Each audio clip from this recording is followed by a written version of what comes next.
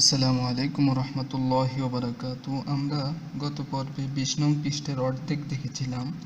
আজকে আমরা বাকি অর্ধেক দেখব। এখানে 4 আলিফ মদ গুলো দেওয়া আছে। মদগুলো কিভাবে উচ্চারণ করতে হয়, কিভাবে মদগুলো টানতে হয় আপনারা খেয়াল করবেন। তো শুরু করি। বিসমিল্লাহির রহমানির রহিম। হামজা জবর আতা পেশ তু আতু, হাজিম জবর হাজ أتحاج جيم ونون بش جون أتحاجون نون يزني أتحاجوني أتحاجوني وصد جبر وص صد فا خرج جبر صوف والصوف فخرج جبر فا تادتي ওয়াসসাফাতি। এখানে কোনটি 4 আলিফ মদ, কোনটি 1 আলিফ মদ খেয়াল রাখবেন। এই যে মোটা অক্ষর যেটি দেখছেন এটি 4 আলিফ মদ, আর খাড়া জবর খাড়া জের উল্টা পেশ এগুলো 1 আলিফ মদ। সুতরাং সদ ফা এটি বেশি টান হবে, ফা খাড়া জবর এটি কম টান হবে।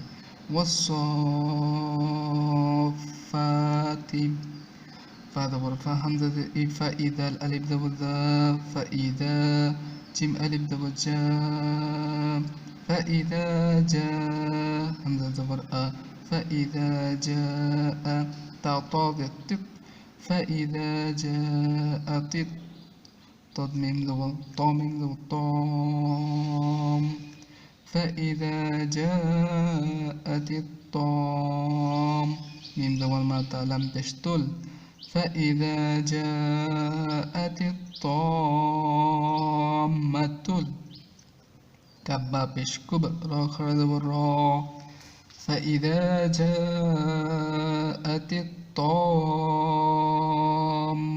الكبرى এগুলা হরফের টান হবে এখানে। আলিফ লাম মিম। আবার বলতেছি আলিফ লাম মিম আলিফ লাম মিম صاد আলিফ লাম রা আলিফ লাম মিম রা তাহা কাফ হা ইয়া আইন صاد তাসিম মিম ياسين صاد طاسين حميم